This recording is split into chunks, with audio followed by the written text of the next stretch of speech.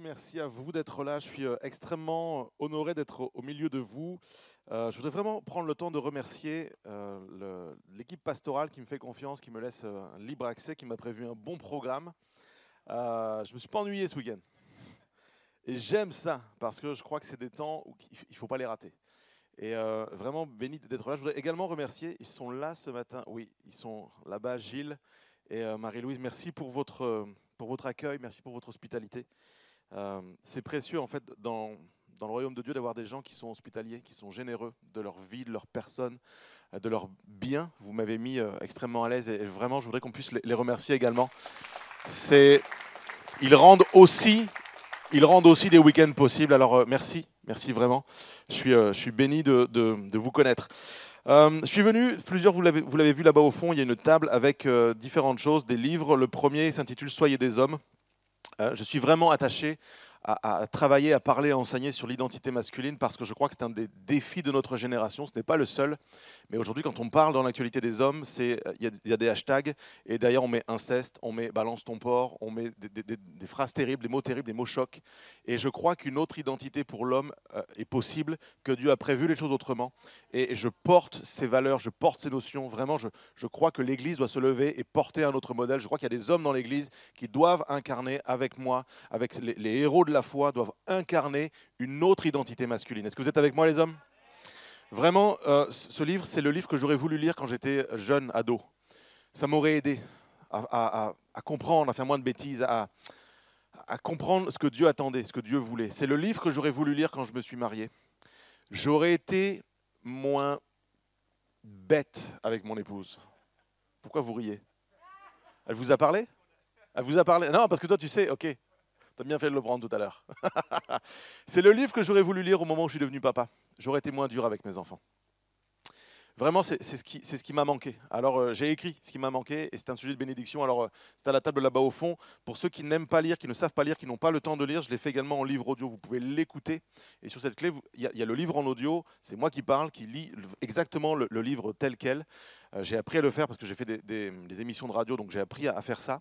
Et vous pouvez le retrouver également en format liseuse. Si vous avez une tablette, vous pouvez le lire et l'écouter en même temps. Et pour ceux qui n'aiment pas lire, écouter, je l'ai fait en formation vidéo. Donc il n'y a aucune excuse. Dis à ton voisin, il n'y a pas d'excuse. Pas d'excuse. Formation vidéo, c'est aussi à la table là-bas à l'arrière. Et j'en ai écrit un deuxième à la suite de ça qui s'intitule Heureux l'homme. Alors, je tiens à le dire, soyez des hommes. Si tu es une femme, tu peux le lire. Non pas pour devenir un homme, mais parce que certainement, tu veux en épouser un, tu en as épousé un, tu en élèves un.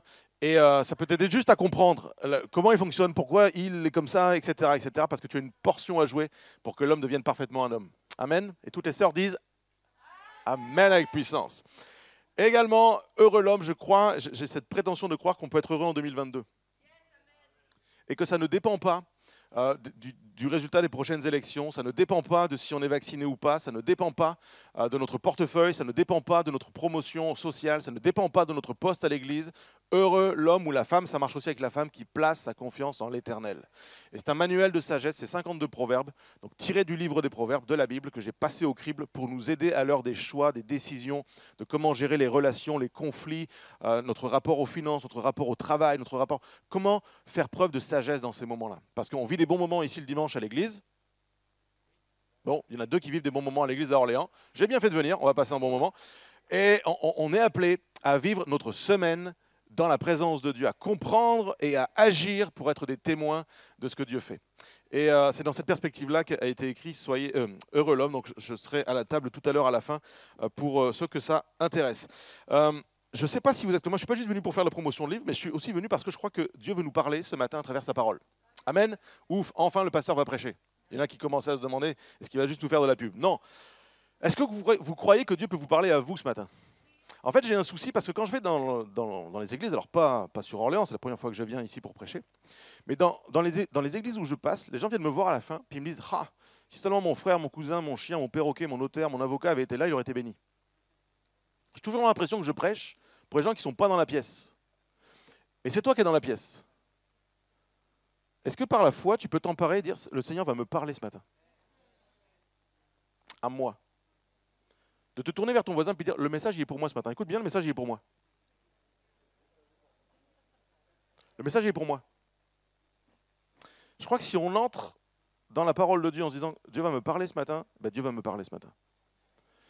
Et je voudrais surtout pas, parce que je sais ce qui arrive, je voudrais surtout pas que vous pensiez que le message est pour quelqu'un à qui vous pensez. Parce que je sais ce qui arrive. Le message est pour moi ce matin. Pour moi qui prêche, le message est pour moi ce matin. Dieu nous parle dans sa parole de différentes manières. Il nous donne parfois des bons exemples à suivre, des conseils de sagesse, les proverbes, les perles. Fais ça, puis hop, tu vivras. Magnifique. Et Dieu nous parle aussi à travers des gens qui ont fait des bêtises, des gens qui ont pris des mauvais chemins, des gens qui se sont perdus. Et je crois que Dieu peut nous parler autant par les bons exemples que par les mauvais exemples. J'ai 42 ans, je suis marié, j'ai 2 enfants. Je pourrais vous parler de tous les exploits que j'ai accomplis. Et j'aurais du plaisir à parler des exploits. J'ai beaucoup plus de mal à parler des échecs. Et pourtant, on en apprend autant, sinon plus, quand on raconte nos échecs. Et ce matin, on va voir ensemble, à travers l'histoire d'un homme, on va essayer de passer à travers l'histoire de la vie d'un homme. On va essayer de comprendre ce que Dieu a à nous dire à travers les échecs et les mauvais choix de la vie d'un homme. Vous êtes là? Je sais que quand on fait le bilan de notre parcours avec Dieu, on va dire on était ballotté entre des bons moments et des mauvais moments, des bons choix, des mauvais choix, des exploits et des échecs, des victoires et des défaites. Et l'homme ici en question, sa vie, si je devais la résumer, et c'est le titre de mon message, c'est tourmenté ou libéré. Et c'est une question que j'aimerais te poser. Est-ce que tu veux traverser cette vie tourmentée ou libérée? Est-ce que tu viens ce matin dans l'église en étant tourmenté ou libéré? Est-ce que la saison que nous vivons en ce moment te tourmente ou es-tu libéré par rapport à l'actualité et à tout ce qui tourne dans l'air? Tourmenté ou libéré? Et ce matin, j'aimerais vous parler de Samson. Samson nous parle du projet de Dieu pour nous et de comment nous pouvons saboter ce que Dieu a prévu et ce qui est supposé être glorieux. Samson nous parle de la patience de Dieu, mais Samson nous parle de la nature humaine. Samson nous parle de la grâce de Dieu, mais Samson nous parle du péché qui agit en nous. Samson nous parle de la possibilité de nous ressaisir et de saisir la vie de Dieu pour nous. Samson semble, toute sa vie, aligner, collectionner les exploits incroyables et les situations que tu n'as pas envie que ton fils les fasse. En fait, c'est difficile de prendre Samson pour modèle. Parce que tu voudrais prendre dans ta Bible, dans le livre des Juges, tu voudrais prendre les passages « Waouh !» Moi, je serais un réalisateur de films américain, je mettrais un budget de folie sur un film sur Samson. Je ferais une série en plusieurs épisodes avec les exploits de Samson. Seulement, ce gars qui fait des exploits fait des choses catastrophiques. Samson, si on regarde à sa vie dans son ensemble, on pourrait être tenté de ne retenir que les belles choses, mais je vais regarder aussi les mauvaises. En fait, sa vie, c'est un yo-yo. Ça monte fort, ça descend fort. Ça monte très haut vers Dieu, tu dis « Waouh, la gloire !» Et puis ça s'effondre, tu dis « C'est pas possible dans la poussière ». Alors on va regarder un petit peu dans sa vie, on va prendre ça dans le livre des Juges, chapitre 13, à partir du verset 2. Et l'histoire, avant Samson, commence de cette manière. À Tsoréa vivait un homme de la tribu de Dan, appelé Manoah. Sa femme était stérile et n'avait jamais pu avoir d'enfant. Un jour, l'ange de l'Éternel apparut à cette femme et lui dit « Tu es stérile, tu n'as jamais eu d'enfant. Pourtant, tu vas être enceinte et tu donneras le jour à un fils. À partir de maintenant,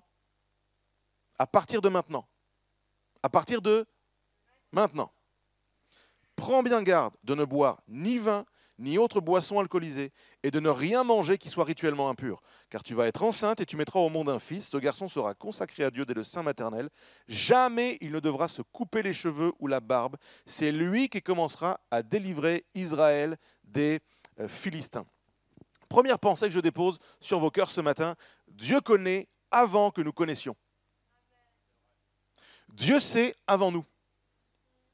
Toi, tu es pris avec ta situation, ta vie, tu n'enfantes pas. Et ce message n'est pas juste à propos de stérilité. Et si une femme ici, si un couple souffre de ça, je ne veux vraiment pas être agressif, je ne veux surtout pas être un objet de douleur pour vous ce matin. Je crois que Dieu peut vous accorder sa grâce, sa faveur et sa bénédiction. C'est un cadeau que Dieu peut vous faire, mais je ne veux pas limiter ce texte et ce message à juste la situation de ce couple qui ne peut pas avoir d'enfant. Je crois que nos vies sont appelées à enfanter. Et ce matin, dans le temps de brief que le pasteur Greg faisait avec l'équipe des bénévoles ici, il parlait du rôle des chrétiens que nous avons de nous reproduire spirituellement dans la vie des autres. Et je crois que nos vies sont appelées à reproduire. Nous sommes appelés par nos vies à enfanter. Et même si tout nous semble impossible, même s'il y a comme un diagnostic qui est tombé, il y a une fatalité, les faits sont là. Nous ne pouvons pas avoir d'enfants, nous ne pouvons pas enfanter. Dieu dit, tu vas enfanter. Quel âge a cette église? C'est une vieille dame. La vieille dame enfantera encore. La vieille dame enfantera encore. Pour toutes les personnes qui disent, je prends ce que le messager, ce que la parole de Dieu dit, je le reçois, même que tu es vieux dans cette église, tu peux encore enfanter. Dieu connaît avant que nous connaissions. Ce passage nous montre que Dieu n'improvise pas. Il connaît le défi de la génération. Il sait qui sont les gens qui n'ont plus d'espérance parce que leur vie ne porte pas de fruits. Et au milieu de tout ça, au milieu du marasme dans lequel se trouvent les parents, les futurs parents de Samson, on doit comprendre, c'est un temps où Dieu était passé par-dessus bord. On ne veut pas entendre parler de Dieu. Dieu, c'est fini. La mode, c'est les Philistins. La mode, c'est les ennemis du peuple de Dieu. La mode, c'est les cultes païens. La mode, c'est pas Dieu. Et c'est le courant de pensée, c'est la façon de vivre, c'est la pression qui s'exerce sur un peuple, le peuple de Dieu. Et un peuple qui se trouve comme caché, oppressé, qui doit se cacher dans ses murs, qui doit surtout pas enfanter. C'est terrible, t'es pris, ils t'enfantent pas, t'as une pression sur ta vie, tu vives caché. Dieu connaît avant que nous connaissions. Le mal va grandissant, les espoirs des uns et des autres s'amenuisent, il y a l'injustice, il y a l'orgueil, il y a tout ce que vous voulez. Les valeurs bibliques sont ballottées année après année, sont passées par-dessus bord. Et quand je parle de ça, je parle autant du contexte dans lequel est né Samson que de notre contexte actuel. C'est la même chose. Tout Dieu est passé par-dessus bord. Mais Dieu a un plan. Et son plan n'a pas changé. En fait, génération après génération, l'histoire se reproduit. L'Ecclésiaste dit, il n'y a rien de nouveau sous le soleil. Ce qui a été, c'est ce qui sera. En fait, nous vivons dans la même époque que Samson. Et c'est pour ça que la parole de Dieu est extrêmement actuelle et que Dieu a un plan. Il sait, il connaît avant que nous connaissions et sa stratégie n'a pas changé. Jérémie 29, verset 11. « Moi, je connais les projets que j'ai conçus en votre faveur, déclare l'Éternel. Ce sont des projets de paix et non de malheur afin de vous assurer un avenir plein d'espérance. » Quand tu comprends ça, alors vous m'invoquerez et vous viendrez m'adresser vos prières et je vous exaucerai. Extraordinaire. Vous vous tournerez vers moi et vous me trouverez lorsque vous me tournerez vers moi de tout votre cœur. Dieu connaît avant que nous connaissions et c'est exactement ce que les parents de Samson ont compris. Dieu a un projet pour notre famille. Dieu a un projet pour moi. Dieu a un projet pour mon couple. Dieu a un projet pour mon église. Dieu a un projet pour mon entreprise. Dieu a un projet pour mes enfants. Et ce projet, c'est un avenir plein d'espérance. C'est Dieu qui me l'assure. Ce n'est pas mes ressources qui me l'assurent. Ce n'est pas mon réseau qui me l'assure. Ce n'est pas mon pays qui me l'assure. C'est mon Dieu qui me l'assure. Il a pour moi un avenir plein d'espérance. Et ses parents vont s'accrocher à cette promesse. Et pourquoi je dis ça? Parce qu'ils vont manifester quelque chose. Samson n'est pas encore né. Samson n'est pas là. Samson n'est pas encore dans le ventre de la maman. Le bébé n'a pas été conçu encore. Qu'ils vont faire quelque chose. Le futur papa, il va retrouver le messager. Il va le chercher. Il ne va pas se contenter de ce que sa femme lui a rapporté. Et je trouve ça extrêmement intéressant. Non pas qu'un homme n'ait pas confiance dans la parole de sa femme, mais je trouve extrêmement intéressant qu'un homme s'implique et se dise, si ma femme a reçu ce message, je dois être capable moi aussi de recevoir le message. Je veux l'entendre, je veux le partager, je veux déjà m'impliquer.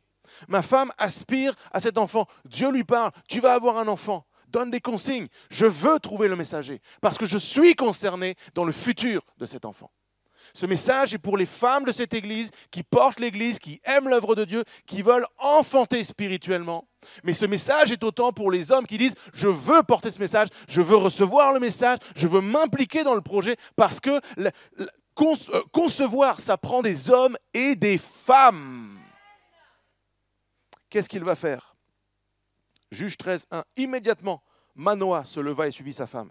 Il se rendit auprès de l'homme et lui demanda « Est-ce toi qui as parlé à cette femme ?»« Oui, c'est moi, lui répondit-il. » Manoah lui dit « Maintenant, quand tes paroles se réaliseront. » Il ne dit pas si tes paroles se réaliseront.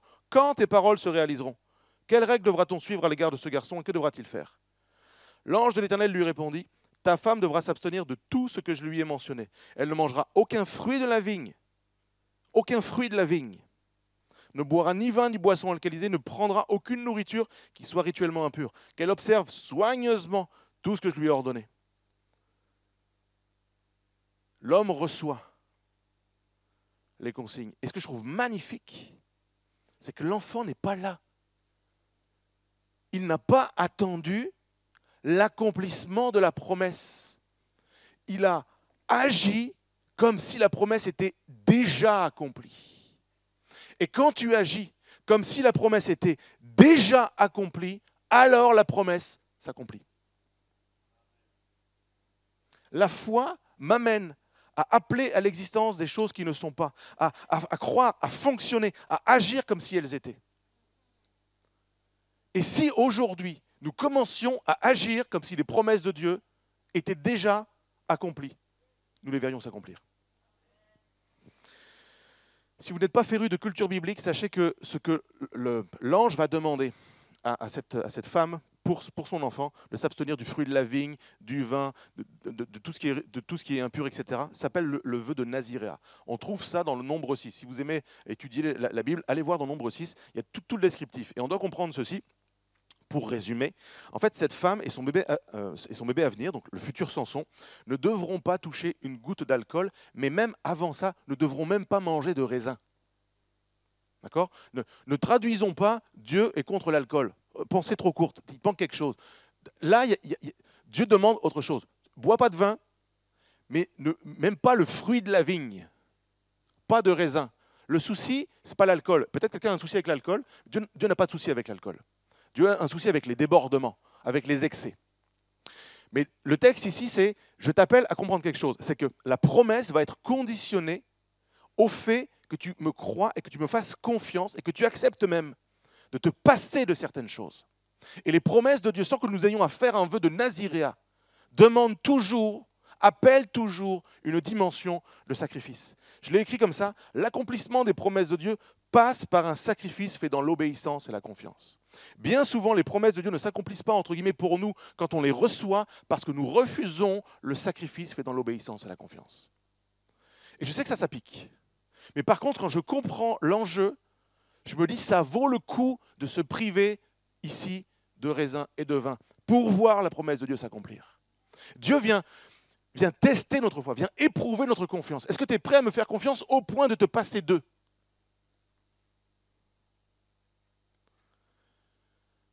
Les spécialistes de l'éducation disent ceci. La frustration fait partie de l'éducation. Un peuple qui n'a pas de frustration, qui ne se refuse rien, n'est pas un peuple libre. Il est esclave de ses propres désirs. Un peuple libre est capable de dire non, de se passer d'eux. Dans le cas ici, de raisin et de vin, entre autres. Et pour être libéré de toutes les peurs que nous pouvons avoir, de toute la charge mentale, de tous les tourments que ça peut causer, nous devons placer notre confiance, non pas en nous et nos capacités mais en ce Dieu qui fait la promesse. Ce couple a fait confiance à Dieu et dans Juge 13, verset 24, il est écrit ceci, « La femme donna naissance à un fils et elle l'appela Samson. L'enfant grandit et l'Éternel le bénit.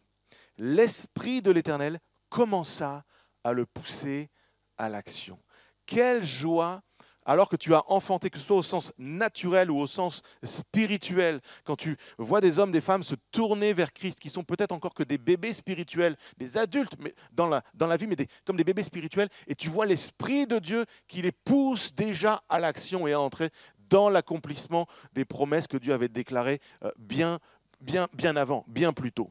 Et Samson va grandir dans cet environnement, dans cette culture de foi, d'obéissance, de renoncement. On ne va pas lui couper les cheveux, ça faisait partie du vœu de Naziréa, et ce n'est pas une mode, c'est pas parce qu'on fait ça qu'on doit tous se laisser pousser les cheveux. Certains auraient des soucis d'ailleurs, ils ne pourraient pas plaire à Dieu, mais là, pour Samson, il entre pleinement dans le projet de Dieu. On ne lui coupe pas les cheveux, il ne boit pas de vin, il ne mange rien qui soit rituellement impur, et tout le produit de la vigne, il est proscrit. Et Samson accepte ça. Et Samson n'est pas en souci avec ça. En fait, il marche avec Dieu et l'esprit commence à le pousser à l'action. Samson grandit, il devient un homme, et alors qu'il connaît Dieu, qu'il sait que ce que Dieu attend de lui, il a grandi avec la compréhension de sa mission, il sait dans quel contexte, dans quelle génération il sait qu'il est choisi par Dieu pour accomplir une tâche particulière, et au moment où il peut entrer, lui, en tant qu'adulte, dans l'accomplissement des promesses de Dieu pour sa vie, et ne plus simplement être au bénéfice de la foi de ses parents, de ceux qui l'ont engendré, de son Église, au moment où ça passe par lui et plus les autres, Samson va saboter sa vie.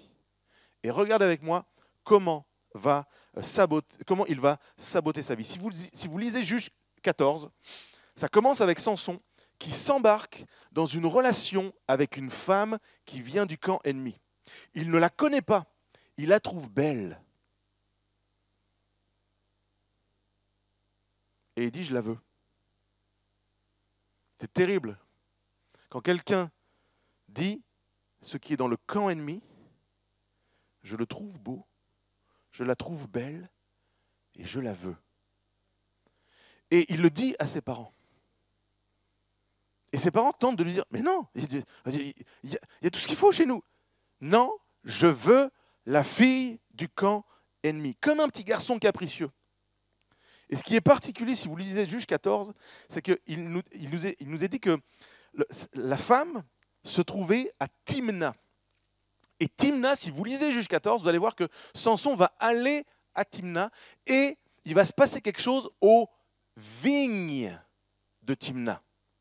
Détail géographique méga ultra important. Alors que Samson est en route pour aller chercher cette femme, parce qu'il veut cette femme, parce qu'il veut faire son caprice, parce que sa chair lui dit « je veux cette femme », Dieu va faire quelque chose aux vignes de Timna. Un lion arrive. Un lion arrive et Samson déchire le lion. Moi, je suis venu à Orléans, je n'ai pas croisé de lion. Mais si j'avais croisé un lion, et que, comme Samson, l'Esprit de l'Éternel m'avait saisi pour déchirer le lion, mon message aurait commencé avec des photos du lion déchiré. La terre saurait que Jérémie a déchiré un lion. Et n'en déplaise aux amis les animaux, Instagram aurait été bombardé de lions déchirés. Moi, j'ai croisé des chevreuils. Hier soir, en rentrant, il fait nuit, je tombe dans l'allée de mes logeurs avec 2 chevreuils immenses. Ils me regardent, je les regarde et ils ne bougent pas. Et là, je me dis, comment on fait? Normalement, un chevreuil, ça a peur. Heureusement, je suis en moto, j'ai fait proum, proum. Et là, ils ont eu peur et ils sont partis. Mais sinon, je faisais comment? Moi, je n'ai pas l'Esprit de Dieu qui m'a saisi pour déchirer des chevreuils. Samson, il a l'Esprit de Dieu, il déchire le lion. Et qu'est-ce qu'il fait? Il continue comme si c'était rien passé. En fait, aux vignes de Timna, Dieu lui parle, lui dit, regarde cet endroit, il y a quelque chose attaché à ta vie. Tu ne peux même pas t'approcher de la vigne. Et je te saisis dans cet endroit, à l'heure de la tentation. Dieu te rappelle ses promesses, il te rappelle ta destinée. Il dit, prends conscience, fais attention, tu n'as rien à faire là. Je te donne la capacité de prendre la victoire et de vivre un miracle. Tu déchires le lion. Et Samson met tout ça de côté. Dieu l'a saisi, il a vécu quelque chose de miraculeux. Il va chercher la femme. Et commence une histoire terrible. C'est que cet homme va vivre une histoire avec cette femme. Je ne vais pas finir cette phrase, c'est trop dangereux, on est filmé, tout ça. Il vit une histoire avec cette femme et les problèmes commencent. avec cette femme, il découvre la joie de la vie de couple, le problème démarre, avec les gens, les autres gars autour dans cet endroit, en fait les problèmes démarrent parce que Samson s'est écarté de ce que Dieu avait pour lui. En fait, ce passage dans Juge 14 nous montre que les pulsions charnelles, le manque d'honneur, le manque de confiance, le manque de respect pour ce que Dieu dit, l'oubli de qui est Dieu, l'oubli des promesses de Dieu, le manque de respect pour son nom, nous conduit à vivre ce que la Bible appelle le péché. Et en fait, le problème dans la vie de Samson, c'est la question du péché. Deuxième pensée, le problème, ce n'est jamais la volonté de Dieu, mais c'est mon péché. Toujours. Juge 14, verset 10. Samson fit un festin car c'était la coutume des jeunes gens. À la suite de cet épisode, Samson marque une rupture avec la volonté de Dieu. Et quand on lit ça, on peut se dire, mais quand même, Jérém, t'es un peu dur parce que c'est un jeune homme. Écoute, il veut manger avec ses amis. C'est où le problème? Dieu ne peut pas être contre ça quand même. Il ne peut pas être juste dans la mission, l'accomplissement, tuer les Philistins quand même. Il peut quand même vivre autre chose, ce garçon. C'est quand même malheureux. Dans le contexte, le mot « il fit un festin », si vous allez chercher dans la traduction en hébreu, le mot « festin », c'est se rendre ivre. Dieu a dit à Samson, pour que s'accomplissent mes promesses pour toi, pour que ta destinée soit belle, glorieuse, que tu vois ma main dans ta vie, tu dois t'abstenir même du raisin. Le gars fait un festin, il se rend ivre parce que c'est la coutume des jeunes gens. Tu connais la volonté de Dieu et tu fais l'inverse de la volonté de Dieu. Samson est en train lui aussi de tout balancer par-dessus bord. Et la Bible nous parle en ces termes, quand on vit ces choses, quand on succombe à ces choses, ça nous parle de notre nature humaine, ça nous parle de notre chair, ça nous parle de manquer le but, ça nous parle du péché. Et Samson incarne que si nous nous laissons diriger par nos pulsions charnelles, nous passons à côté de ce que Dieu a pour nous. Et je ne fais pas ici le procès de Samson. Je vous ai dit, je vous parle de moi. Je vous parle de toi. Je vous parle de nous. Samson veut satisfaire sa nature. Bien souvent, nous voulons satisfaire nos corps quand Paul au Romains chapitre 12 nous appelle à offrir nos corps. Et nos problèmes sont toujours là. Si je passe ma vie à chercher à satisfaire mon corps, je ne passe pas mon temps à offrir mon corps comme un sacrifice vivant, sain et agréable. Et on doit comprendre que l'enjeu, il est non seulement naturel, mais aussi spirituel. On doit comprendre ceci, je l'écris en ces termes, les ressources que Dieu nous a confiées pour accomplir sa mission ne sont pas destinées à assouvir nos passions. En fait, la force que Samson avait, il l'a utilisée pour impressionner la foule, les gens. Regarde tout ce que je peux faire. Regarde mes énigmes, regarde ma force. Moi, je peux te ramener des tuniques. Moi, je peux tuer des gens. Moi, je suis fort, je peux tout faire. C'est les ressources de Dieu que tu utilises pour faire ton spectacle. Je parlais hier avec l'équipe de louange. Je leur disais, mais je suis musicien, donc je suis légitime pour leur dire. La tentation de montrer tout ce qu'on peut faire dans un service de louange. Ce n'est pas parce que tu peux le faire que tu dois le faire. Il y a plein de choses. Ce n'est pas parce qu'avec ta voiture, tu peux rouler à 240 qu'il faut rouler à 240. Ce n'est pas parce que tu peux que tu dois. La pulsion qui te dit ah, « je veux le faire, je veux le faire ». Ce n'est pas parce que tu peux que tu dois. Surtout quand Dieu dit « ça, je ne veux pas que tu le fasses ». Même que tu peux le faire, je ne veux pas que tu le fasses. Ça a été pour lui le début des tourments, le début des galères, des mensonges. Ça a généré plein de conflits. Il devient arrogant, il se met tout le monde à dos, il se met en colère, il se met à tuer des gens. Il perd sa femme est donnée à un autre. Tout va en l'empirant. Il y a un contrat sur sa tête, on veut le faire mourir. Toujours plus de violence. Juge 15, c'est crescendo dans la violence et la bêtise.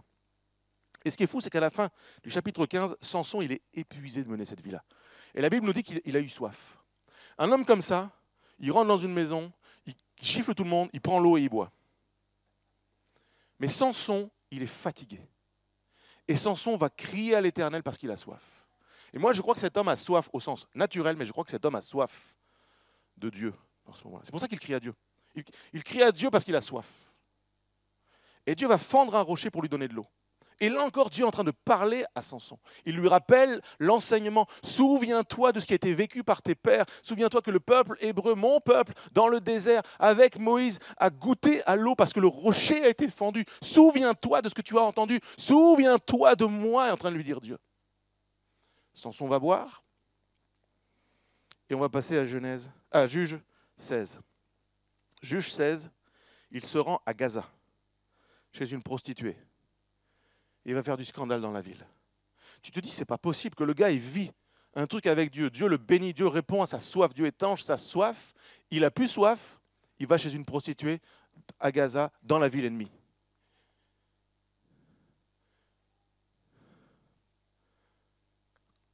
Dieu a une patience de fou. Moi, si j'étais le père de Samson, je l'aurais giflé. Fort ou pas, hein, je le gifle, le Samson. Je le gifle. On s'y met à plusieurs, mais je le gifle. J'appelle les pasteurs, on le gifle ensemble. T'es content que je ne sois pas le père de Samson, hein? T'imagines l'affaire? Non, mais je ne sais pas. Samson, allume un peu. Il fait scandale. Il bouge de là. Il se rend ensuite dans une autre ville, direction Sorek, pour rencontrer une femme qui s'appelle Delilah. Vous avez entendu parler de Delilah? L'histoire de Samson et Delilah. L'histoire romantique de Samson et Delilah. Cette femme qui l'a séduite pour le faire parler sur l'origine de sa très grande force, sa force surhumaine. Et ce qui m'amène à mon troisième point, nous sommes pris au piège de notre nature quand nous poursuivons le plaisir. Juge 16, verset 4. Après cela, il aima une femme dans la vallée de Sorek, elle se nommait Delilah. Ces choix me parlent d'un homme, d'une personne qui aspire au bonheur et qui fait l'erreur de croire que ça passe par le plaisir. Pourquoi je dis ça? Parce que le mot aimer, c'est le mot ici ahab, qui signifie amant, plaisir et avide. C'est pas un homme qui se dit, bon ok, là j'ai vraiment fait n'importe quoi, et il est temps de se poser, j'arrête, je vais épouser une femme, je vais fonder une famille, je vais me mettre au calme, c'est fini. Là, maintenant je vais aimer, je vais faire ce que Dieu veut. Non, non, c'est un homme avide de plaisir. Un homme avide de plaisir. Nature humaine qui s'exprime. Ce n'est pas un amour pur et sincère, c'est un amour plein de plaisir. Et ce qui est fou, c'est qu'il veut du plaisir avec une femme qui s'appelle Delilah. Et Delilah, son prénom, pour nous c'est juste, on peut aimer ou pas le prénom de Delilah, mais dans l'oreille de Samson, le mot Delilah signifie quelque chose. C'est un prénom qui vient du mot Dalal. Et Dalal qui signifie, écoutez bien, malheureux, suspendu, faible, affaibli et bas. Samson, à quel moment tu vas capter que ce que tu fais te conduit toujours plus à t'affaiblir, affaiblit ta foi, affaiblit la protection de Dieu sur ta vie, tu vas toujours de plus en plus bas, tu marches vers le drame. Tu marches vers le drame. Il le vit. Elle lui joue de la flûte, elle lui fait des mensonges, il voit les mensonges, il manque de se faire avoir. Mais il y retourne. Ça me parle de nous. Ça te colle à la peau, ce truc te colle à la peau et tu y retournes quand même. Tu sais qu'il ne faut pas faire ça, il ne faut pas aller là, il ne faut pas se comporter comme ça, il ne faut pas penser comme ça, il ne faut pas agir comme ça, il ne faut pas réagir comme ça, puis tu y retournes quand même.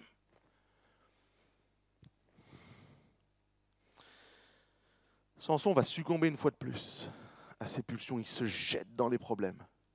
Il se jette dedans. Samson n'a pas compris la chose suivante. Le plaisir n'amène pas le bonheur, mais il y a dans le bonheur de nombreux plaisirs. Le plaisir nous parle d'un instant, le bonheur nous parle d'un état. Je vais le redire, je vais le relire. Le plaisir n'amène pas le bonheur, mais il y a dans le bonheur de nombreux plaisirs. Le plaisir nous parle d'un instant, le bonheur nous parle d'un état. Samson et toute notre génération aspirent au bonheur. Et la seule porte d'accès, semble-t-il, pour les gens de notre génération, et on peut se laisser contaminer par cette mentalité. Dans notre culture du loisir, dans notre culture de la zénitude, où tout le monde doit être bien, plus d'efforts, facile, bien, posé, tranquille. Dans notre culture de la consommation de toutes les ressources, Amazon, Netflix, tout ce que vous voulez, de juste je veux travailler moins et gagner plus pour profiter plus. Je veux satisfaire mes désirs et mes pulsions. Parce que tout dans notre monde crie que le bonheur, c'est ça. Et ça, c'est le mensonge. C'est la poursuite du plaisir qui n'amène que de la frustration. T'en as rêvé pendant des mois, t'as enfin eu ce nouvel écran, cette nouvelle console, cette nouvelle voiture, et quand tu l'as, 2 mois après, tu veux changer. Poursuite du plaisir, espérant trouver le bonheur. En fait, nous aspirons tous au bonheur. Je ne connais personne ici, à moins d'une maladie mentale, qui va se lever et dire « Non, moi je ne veux pas le bonheur !» Si c'est le cas, il faut vraiment qu'on parle à la fin. Et nous aspirons tous au bonheur. Blanc, noir, jeune, vieux, homme, femme, riche, pauvre, tout le monde aspire au bonheur. C'est un état.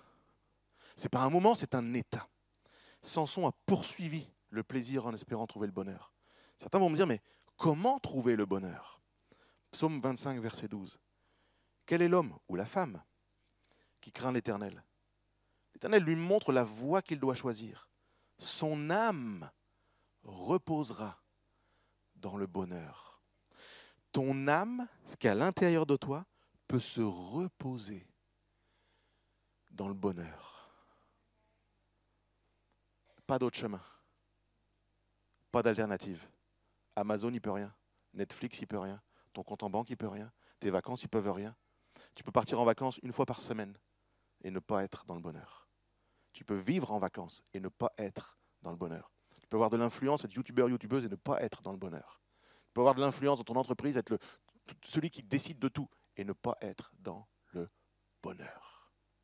Celui qui fait confiance à l'Éternel, qui craint l'Éternel. L'Éternel lui montre la voie. Comme aux vignes, l'Éternel te montre la voie. Comme quand il fend le rocher, dimanche après dimanche, en te parlant par sa parole, Dieu te montre la voie.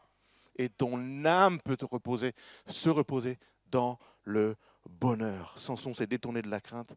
Il n'a pas cherché la voie à suivre, il a cherché sa voie à suivre. Il a reposé dans ses plaisirs et ça l'a conduit dans le malheur. Plaisir après plaisir. Il devait avoir du bon moment. Hein. On va éviter les blagues graveleuses, mais il a dû avoir du bon moment. Il a dû avoir du plaisir. À Gaza, avec Delilah, il a dû avoir du plaisir, le gars. J'en doute pas. J'en doute pas. Mais à quel prix? À quel prix? Au prix de tellement de tourments. Je crois que nous pouvons être libérés des tourments quand nous nous accrochons à ce que Dieu dit et qu'on prend le chemin qu'il a pour nous. C'est une promesse de Dieu. Dieu, c'est pas juste, je veux te frustrer et que tu ne boives pas de vin et que tu ne manges pas de raisin et puis que tu ne te coupes pas les cheveux. Dieu serait méchant s'il était comme ça. Et ce n'est pas mon Dieu. Ça ne parle pas de mon Dieu. Dieu dit, si tu t'abstiens de ça, ton âme va reposer dans le bonheur. Fais-moi confiance, je le sais. Pour toi, c'est bon. Regardez un petit peu. Jean-Baptiste. Dieu, pour lui, pas d'alcool. On est d'accord avec ça? Jean-Baptiste a vécu sa vie dans le bonheur. Cet homme était heureux. Moi, je regarde sa vie, je suis frustré pour lui. Dans le désert, des sauterelles, pas de vin. Je suis l'inverse de Jean-Baptiste. Et Dieu sait que je suis l'inverse de Jean-Baptiste parce que Dieu m'a tissé dans le sein de ma mère. Moi, je suis de l'école Jésus, change l'eau en vin. Quand il n'y en a plus, change l'eau en vin. Parce que je n'ai pas de problème avec le vin. Et Dieu sait comment je suis fait. Mais moi, je dois m'abstenir d'autre chose. Dieu sait comment on est fait. Et Dieu, son désir, ce n'est pas de te serrer pour que tu sois baptisé au jus de citron, amer, acide toute ta vie. Non! Le projet de Dieu, il est bon. Il veut que ton âme repose dans le bonheur. Il sait, ça passe par ce qu'il dit, par la mission qu'il te confie. Il sait qui tu es, il t'a fait dans le sein de ta mère.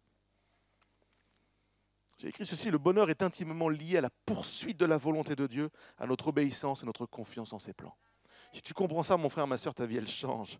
Tu t'y accroches, tu le gardes, tu reviens au plan, même si tu t'es éloigné, même si tu es allé à Gaza chez la prostituée, tu reviens au plan. Quand tu cries à Dieu, j'ai soif de toi, Dieu fend le rocher, te parle ce matin, tu reviens, tu fais demi-tour. Alors que tu vis quelque chose de super, de glorieux, aux vignes de Timna, tu ne vas pas plus loin, tu reviens à ce que Dieu avait dit. Comment triompher? Comment en finir avec ce fonctionnement à la Samson, de drame en drame? Comment en finir avec cette vie-là? Samson, à la fin de sa vie, nous livre un autre message, nous offre un autre visage. Cet homme brisé, mais nouveau, se présente à nous. Alors, quatrièmement, pour ne plus fonctionner à la pulsion, Samson invoqua l'Éternel. Tellement simple en apparence, 3 mots. Samson invoqua l'Éternel. Pasteur, c'est trop court. Pasteur, j'ai invoqué l'Éternel toute ma vie. Je n'ai pas réussi. Le verbe invoquer en hébreu, c'est le mot kara. Dites avec moi kara. Ce matin, nous devons kara l'Éternel. Voulez-vous avec moi kara Kara signifie appeler, inviter, crier, chercher, choisir, proclamer, publier, convoquer, offrir et s'adresser. Est-ce qu'il y a un peuple ce matin à Orléans qui veut appeler, inviter, crier, chercher, choisir, proclamer, publier, convoquer, offrir et adresser à l'Éternel? Ça passe par là, mes frères et sœurs. Il n'y a pas d'autre chemin, il n'y a pas un plan B. C'est le chemin. Pour aller de là à là, il faut prendre ce chemin-là. Il n'y a pas d'itinéraire bis.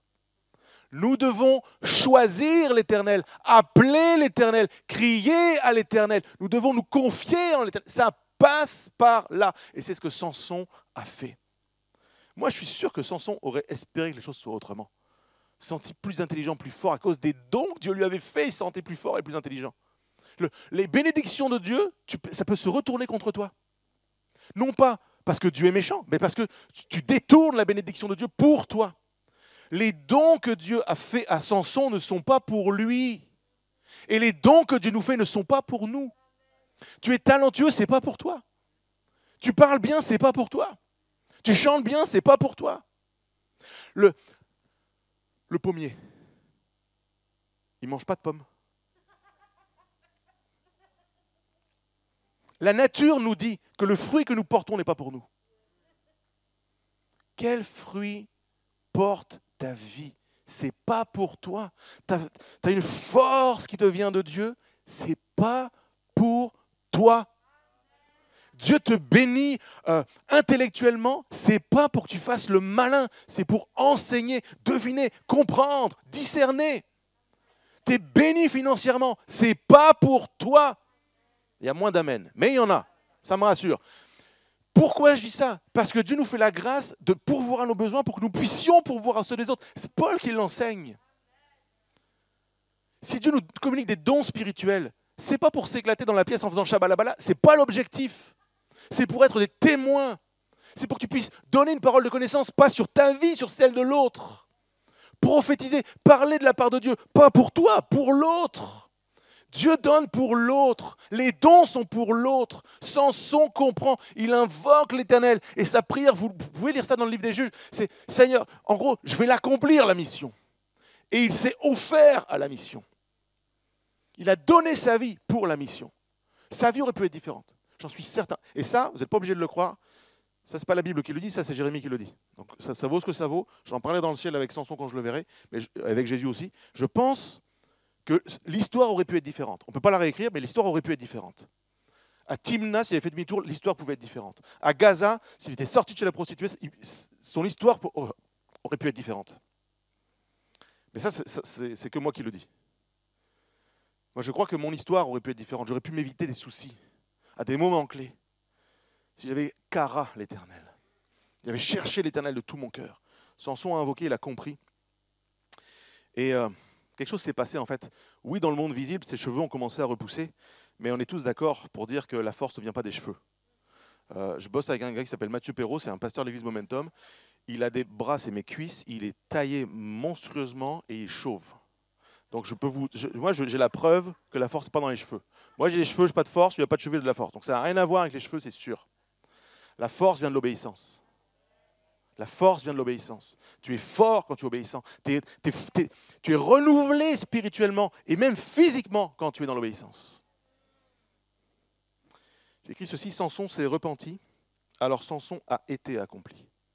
Et souvent, nous, quand on entend des phrases comme ça, on entend, notre esprit entend, Samson s'est repenti, alors Samson a accompli. Et l'erreur est là. Ce n'est pas parce que je me repens que je vais pouvoir faire. C'est parce que je me repens que je vais pouvoir être.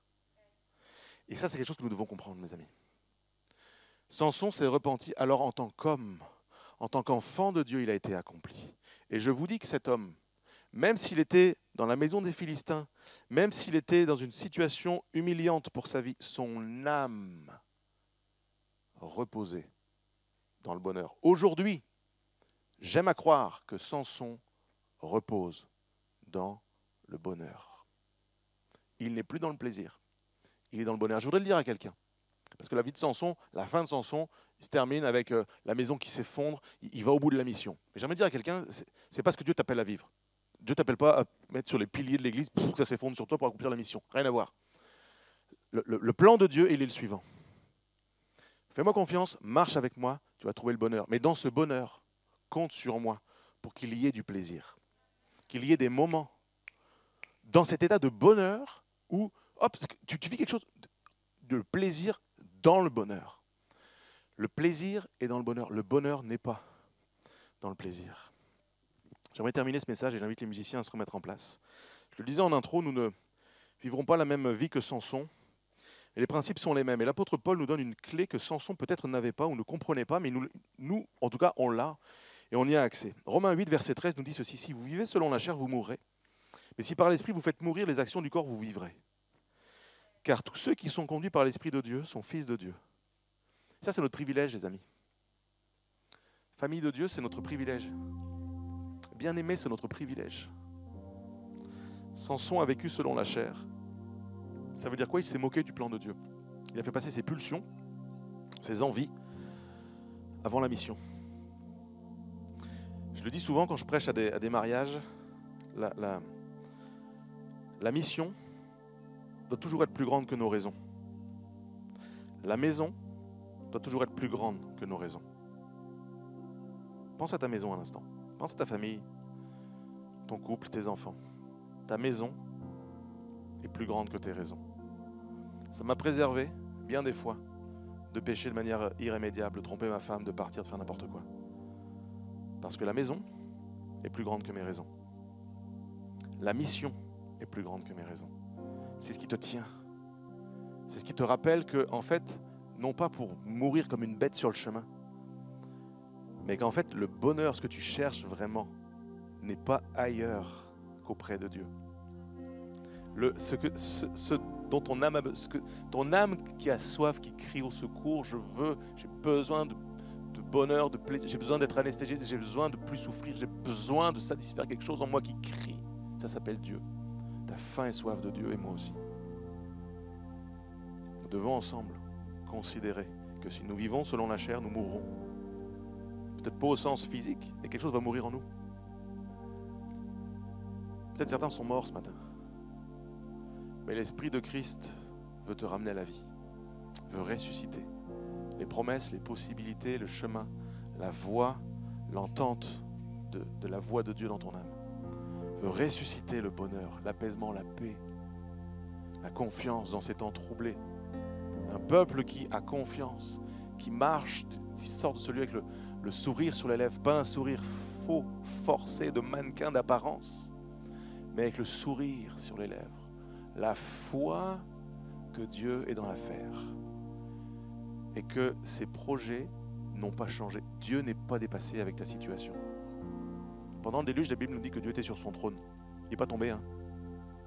Pendant le Covid, Dieu est sur son trône, il n'est pas tombé. Quand tu pèches, Dieu n'est pas tombé. Il est sur son trône, il règne. Et je veux m'approcher de ce Dieu avec humilité, avec confiance. Et je veux reconnaître qu'il est mon Dieu. Et je veux me laisser conduire par lui ce matin. J'ai écrit ceci, je termine avec ça. Là où ma nature charnelle me tire vers le bas, l'Esprit Saint me porte et me rend capable de vivre à la hauteur du plan de Dieu. Il ramène mon âme à la vie, il me fait marcher victorieux et il restaure les dons que j'ai abîmés.